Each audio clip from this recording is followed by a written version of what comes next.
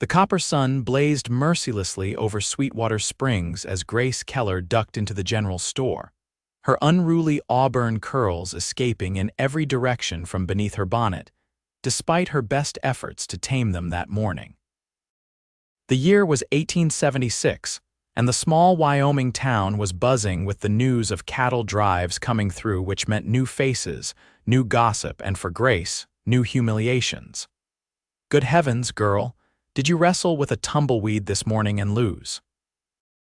Mrs. Abernathy cackled from behind the counter, her bony finger pointing at Grace's hair. Grace's cheeks flushed as hot as the midday sun. At 22, she had endured a lifetime of such remarks. Her hair wild, thick, and refusing to be constrained by pins or bonnets had been her burden since childhood. "Just need some sugar and flour, Mrs. Abernathy," Grace replied, keeping her voice steady despite the familiar sting of embarrassment. She made her way through the store, ignoring the whispers and stifled laughter from the Hawkins sisters in the fabric section. 10 pounds of flour and 5 of sugar," Grace said, placing her basket on the counter. She stood tall, though her eyes remained fixed on the jars of candy behind Mrs. Abernathy rather than meeting the woman's gaze. "Your pa still letting you run that farm by yourself?" Mrs. Abernathy asked, measuring out the flour. "Not proper for a young woman, if you ask me. Especially one who can't even manage her own hair." She snickered at her own joke, looking around for appreciation from other customers. "Pa's rheumatism is worse in the summer," Grace answered, the muscles in her jaw tightening. "We manage just fine." The bell above the door jingled and the store fell quiet. Grace felt the change in the atmosphere before she turned to look. A tall figure silhouetted against the bright doorway, bringing with him the smell of leather, horses, and the open range. He stepped inside, removing his hat with a practiced sweep, revealing sun-bleached sandy hair and a face tanned from countless days under the western sky. His eyes, startlingly blue against his weathered skin, scanned the store before landing on Grace. "Afternoon, ladies," he said, his voice deep and smooth like creek water over stones. Mrs. Abernathy straightened her collar. "Well, if it ain't one of them lazy pea boys. Which one might you be, Cowboy?" "Luke Porter, madam," he replied, approaching the counter. "Foreman for the Lazy Pea drive this season." Grace stepped aside, hoping to fade into the background as she always did when newcomers arrived. She tugged at her bonnet, trying to stuff more of her rebellious curls beneath it. "What brings you into town so early?" "Drive ain't due for another week," Mrs. Abernathy asked, suddenly all smiles and hospitality. "Scouting the route ahead," Luke said, his eyes drifting back to Grace. "Making sure the water holes are good, finding places to bed down the herd." He smiled, a small crease forming at the corner of his mouth. "Also needed to pick up some supplies." Mrs. Abernathy nodded eagerly. "Well, we got everything a cowboy could need right here. What can I help you with?" While Luke listed off items, Grace paid for her purchases and gathered her bags. She needed to get back to the farm before sundown. There were chickens to feed, a garden to tend, and her father's supper to prepare. She had no time for cowboys passing through, no matter how blue their eyes. As she moved toward the door, she heard the Hawkins sisters snickering. "Lord have mercy, that hair. Like a wild beast lives atop her head," one whispered loudly enough for Grace to hear. Grace's steps faltered, her cheeks burning. She clutched her packages tighter and hurried toward the exit. "Miss," Luke's voice called out as she reached for the door. "You dropped something." Grace turned, confused. She hadn't brought anything else with her. Luke approached, holding out a small paper-wrapped package. "I don't believe this is mine," she said, her voice barely above a whisper. "Peppermint sticks," he said, his eyes crinkling at the corners. "For helping me find my way." When she looked bewildered, he added, "I'm new in town, might need someone to show me around sometime." Before she could respond, he leaned closer and spoke so only she could hear. "And don't mind them. Some folks don't understand that not everything beautiful comes tame." Grace blinked up at him, uncertain she had heard correctly. No one had ever called anything about her beautiful, least of all her unruly hair. "Thank you, Mr. Porter, but I don't need charity," she said, finding her voice at last. "Not charity, miss, just hoping to make a friend in a new place." Grace hesitated, then accepted the candy. "Grace Keller," she offered. "I live at the Keller farm 3 miles east of town." "Pleased to meet you, Miss Keller," Luke said, settling his hat back on his head. "I expect we'll be seeing more of each other." As Grace stepped outside into the afternoon sun, she felt something unfamiliar stirring in her chest, a feeling she couldn't name but recognized as dangerous all the same. 3 days later, Grace was in the vegetable garden when she heard hoofbeats approaching. Her father, Herbert Keller, sat in his rocking chair on the porch, his rifle across his knees despite the pain in his joints. At 58, Herbert was still protective of his only daughter, even as his body betrayed him more each year. "Someone's coming," he called out, straightening in his chair. Grace shaded her eyes against the sun, making out a lone rider approaching from the west. As he drew closer, her heart quickened. Even at a distance, she recognized the straight-backed figure of Luke Porter. "It's just a cowboy from town, Pa," she said, trying to keep her voice casual as she untied her apron. Her hair, as usual, had escaped its pins during her work, creating a halo of copper curls around her face. Luke rode up to the fence line and dismounted, removing his hat as he approached. "Afternoon, Mr. Keller," he called. "Luke Porter of the Lazy P. Hope I'm not intruding." Herbert eyed the young man suspiciously. "What business brings you out this way, Mr. Porter?" "Hoping to speak with you about grazing rights for a small part of the herd," Luke said smoothly. "Our cattle drive is coming through next week, and we're looking to rest some of the weaker stock before the push to Cheyenne." Herbert frowned. "We don't have much grazing land to spare." "I understand, sir, but your creek runs clear and we'd pay fair for the privilege." Grace watched the exchange silently, aware of how desperate they were for additional income. The last 2 harvests had been poor, and her father's condition meant hiring help they could barely afford. "Come up to the house, then," Herbert said gruffly. "We can discuss it over coffee." Luke tied his horse to the fence post and followed them onto the porch. As Grace turned to enter the house, a gust of wind blew her hair completely free from its remaining pins. She gasped, quickly trying to gather the wild mass with her hands, mortification heating her cheeks. "I'll get the coffee," she murmured, hurrying inside before either man could comment. In the kitchen, Grace frantically tried to pin her hair back, her fingers trembling. Why today of all days? She had thought about Luke Porter more than she cared to admit since their meeting in the store. But she had never imagined he would appear at their farm, certainly not when she was dirty from gardening with her hair in complete disarray.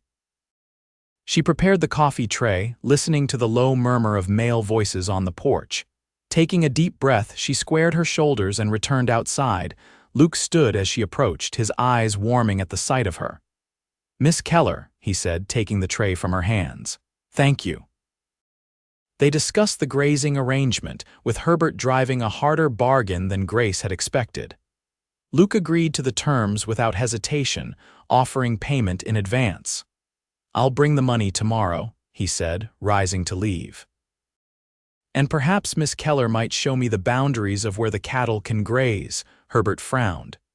"Grace has chores, I can make time, Pa," Grace interjected quickly, surprising herself with her boldness.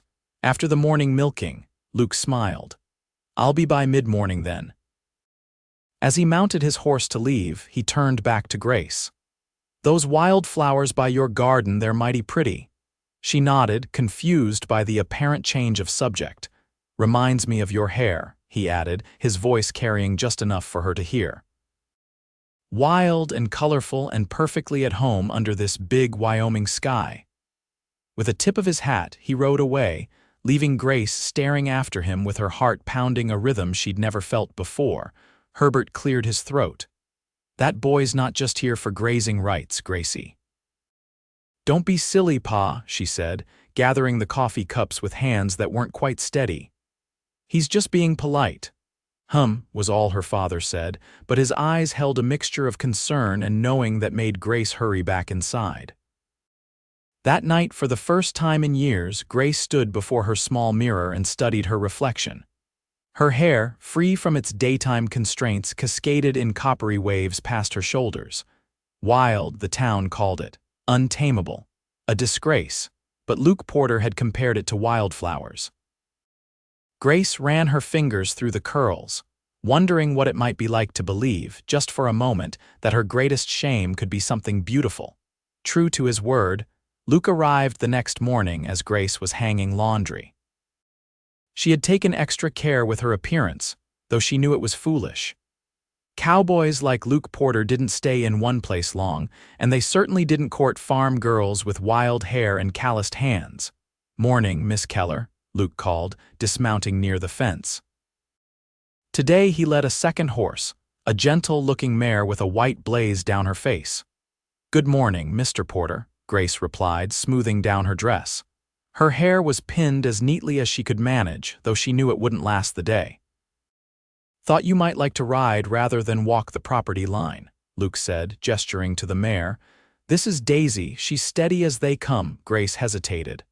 "I haven't ridden in years, not since our old mare died." "Daisy won't mind," Luke assured her.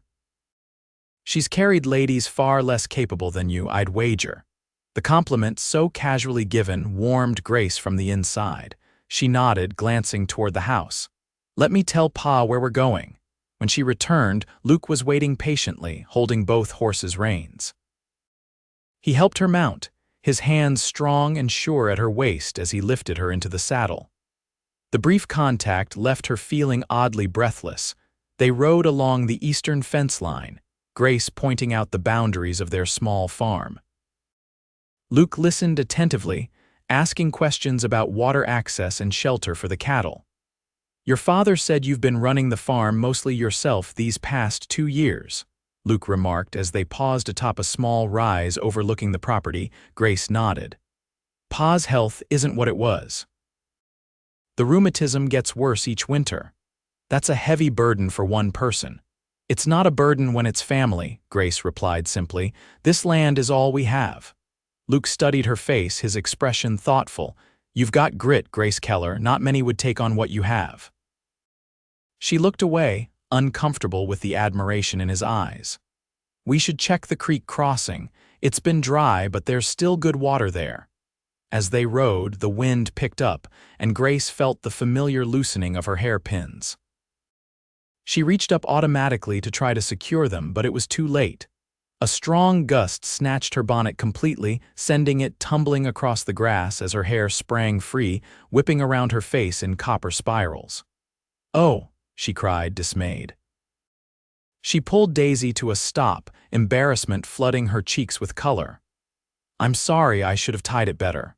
Luke had already dismounted and retrieved her bonnet. Instead of handing it back immediately, he stood looking up at her, his expression unreadable. "Like fire in the sunlight," he said softly. "What?" "Your hair," he clarified, a slow smile spreading across his face. "When it catches the sun like that, it's like watching a prairie fire dance. Beautiful and wild." Grace stared at him, unable to form words. No one had ever spoken to her that way. "Why do you keep trying to hide it?" he asked, genuinely curious. Grace touched the unruly curls self-consciously. "People talk. They always have. A proper woman's hair should be neat and controlled." Luke handed her the bonnet but made no move to remount his horse. "Forgive me for speaking plainly, Miss Keller, but I've spent my life on the open range. That wildness you're trying to tame, that's my home. That's the beauty I understand." Her hands trembled as she clutched the bonnet, not putting it back on. "Mr. Porter, Luke," he corrected gently. "Luke," she repeated, his name unfamiliar but pleasant on her tongue.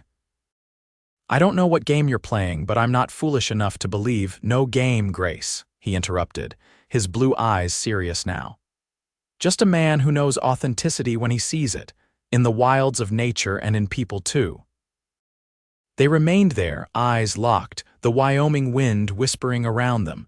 Something was changing between them, something as vast and unpredictable as the frontier itself. "We should get back," Grace finally said, breaking the spell. "Pa will be wondering where we are." Luke nodded, mounting his horse again. As they rode back toward the farmhouse, Grace left her bonnet hanging from the saddle horn, her wild hair free in the prairie wind for the first time in years. Over the next 2 weeks, as the Lazy P cattle drive set up temporary camp near the Keller farm, Luke found reasons to visit almost daily. Sometimes he brought small gifts, a jar of honey from a trading post, a ribbon for her hair that matched her eyes, fresh peaches from a southern orchard that had been packed in the chuck wagon stores. At first, Herbert was suspicious, watching the young cowboy with narrowed eyes. But as he saw how Luke treated Grace with respect and genuine interest in her thoughts, his attitude softened. "That boy's serious about you," Herbert remarked one evening after Luke had left. They sat on the porch, watching fireflies rise from the grass as twilight deepened. Grace concentrated on her mending. "He's just being kind, Pa. Kind doesn't make a man ride 3 miles out of his way every day when he's running a cattle drive," Herbert countered. "He looks at you the way I used to look at your mother." Grace's needle stilled.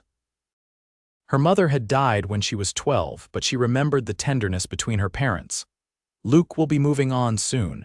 The drive leaves for Cheyenne next week."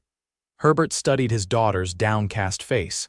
"Maybe, maybe not. Life has a way of changing a man's plans." The next day, Grace was surprised when Luke arrived with a wooden crate loaded on his saddle. "What's all this?" she asked as he carried it to the porch. "Supplies from town," Luke explained. "Heard you mention you needed flour and I was heading in anyway." Grace frowned. "I can't accept this." "We're not charity cases." "It's not charity," Luke said firmly. "It's a favor from a friend. And besides," he added with a small smile, "I had an ulterior motive." "Oh, town's having a harvest dance Saturday night. Thought maybe you and your pa might like to attend as my guests." Grace's heart fluttered. "A dance? I haven't been to one since." "Since when?" She looked away. "Since I was 16 and Tommy Willis told me I looked like I'd been dragged backward through a briar patch because of my hair. I left early, never went back." Luke's jaw tightened. "Tommy Willis sounds like a fool who wouldn't know true beauty if it danced right in front of him." Grace shook her head. "It doesn't matter. Everyone in town thinks the same." "Not everyone," Luke said, stepping closer. "Not me." He reached out slowly, giving her time to move away. When she didn't, his fingers gently tucked a wayward curl behind her ear. "Come to the dance with me, Grace. Wear your hair exactly as it is now. People will talk," she whispered. "Let them," he replied. "Some things are worth standing tall for." The night of the dance arrived clear and cool, with a full moon illuminating the rolling prairie. Grace stood in her bedroom, wearing the best dress. She owned a blue calico that had belonged to her mother, altered to fit her smaller frame. She had bathed with lavender soap, a luxury she rarely allowed herself. Her hair was the dilemma. She had tried pinning it up in various styles, but each attempt ended in frustration. Finally, she let the copper curls fall freely, using just 2 simple combs to keep it from her face. The rest cascaded down her back in wild, shining waves. When she descended the stairs, her father's eyes widened. "You look just like her," he said, his voice thick with emotion. "Your mother would be proud, Gracie." A knock at the door announced Luke's arrival. When Grace opened it, the expression on his face made her forget every cruel word that had ever been said about her appearance. "You're beautiful," he said simply.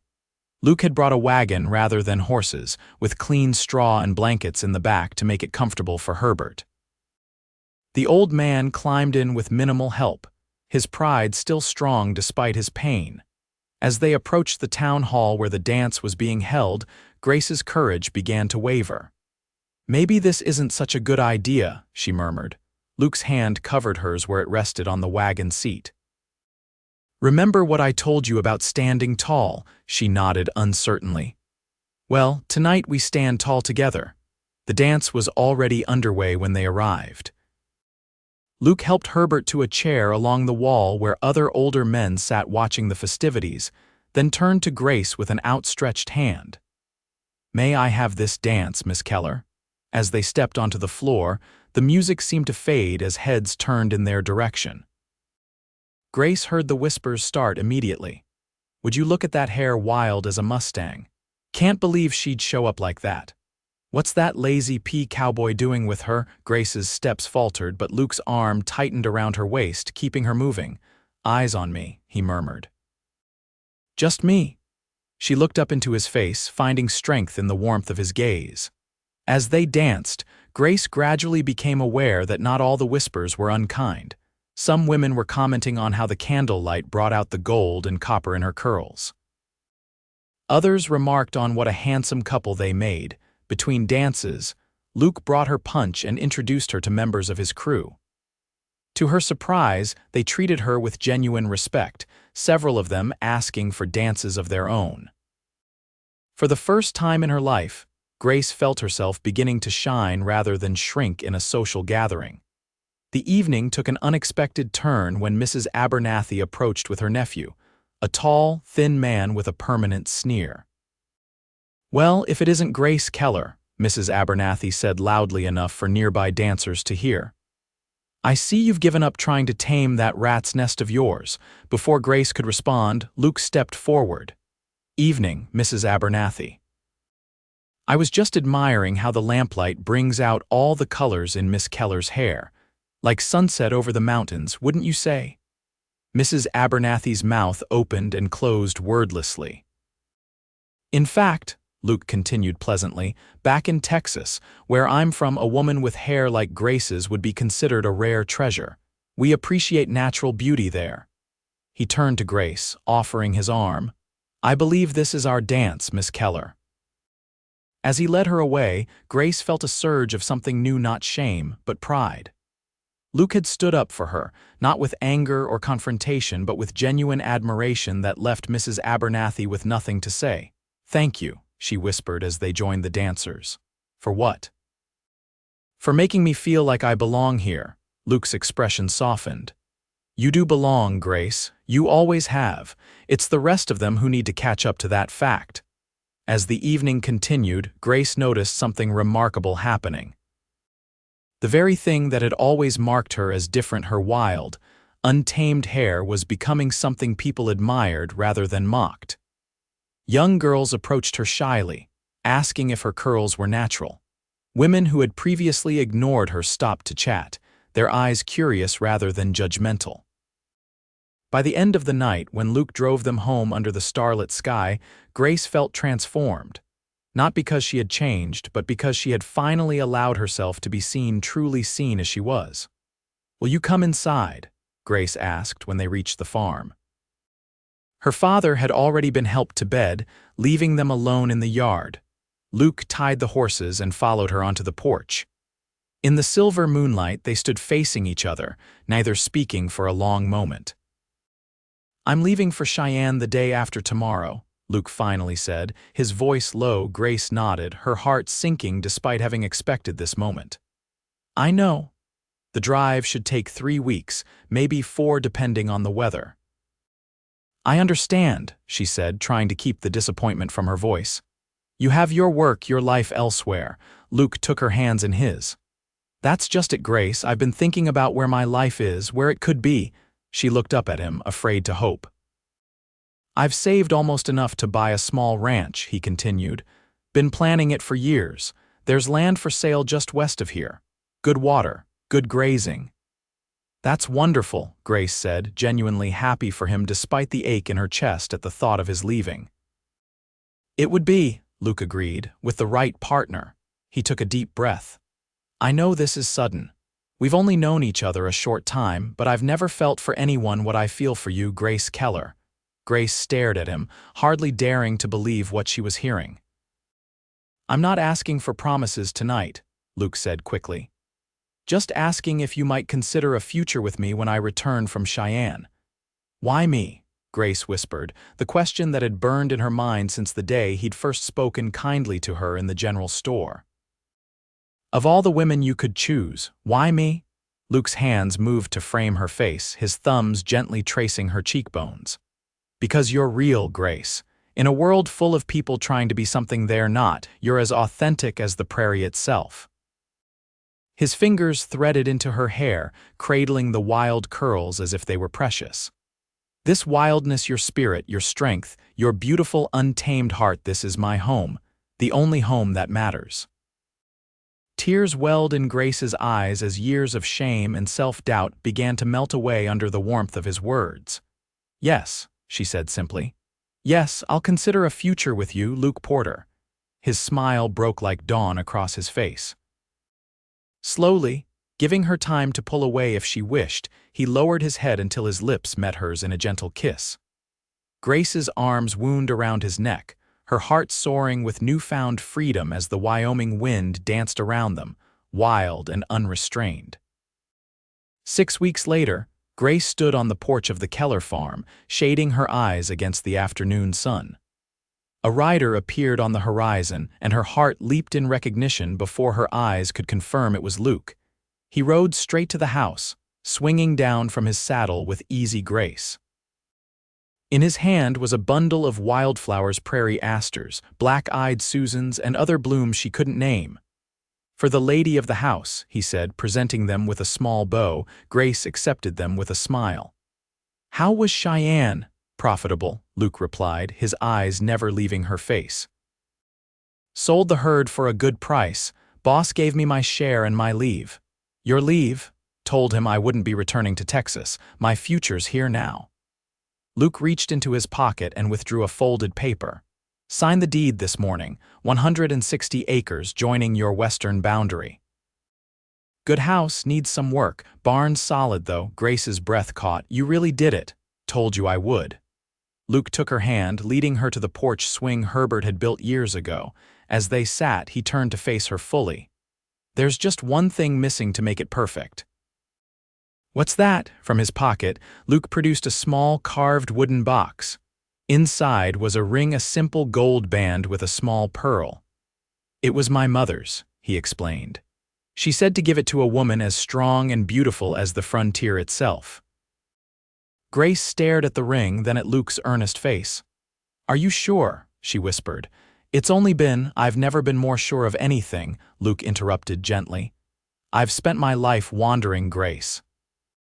But the moment I saw you standing in that store, trying to hide all that glorious wildness beneath a bonnet, I knew I'd found where I belonged." Grace touched his cheek, her eyes shining with tears. "With a farm girl with unruly hair. With a brave, beautiful woman who taught me that the things others mock are often the very things worth cherishing most." Luke took her hand, sliding the ring onto her finger. "Will you marry me, Grace Keller, make a home with me where we can both be exactly who we are?" Grace looked down at the ring, then at the land stretching out before them, their land now. In the distance, wildflowers danced in the afternoon breeze, untamed and perfect. "Yes," she said, her voice strong and clear. "Yes, I will." When they married that autumn, Grace wore her hair loose and crowned with wildflowers. The townspeople who had once mocked her now watched in admiration as she walked down the aisle, copper curls gleaming in the sunlight streaming through the church windows. Years later, their daughters would inherit those same wild curls, wearing them proudly under the vast Wyoming sky. And when children at school teased them, they would toss their heads and repeat the words their father had taught them. "This wildness is our home. And it's beautiful exactly as it is."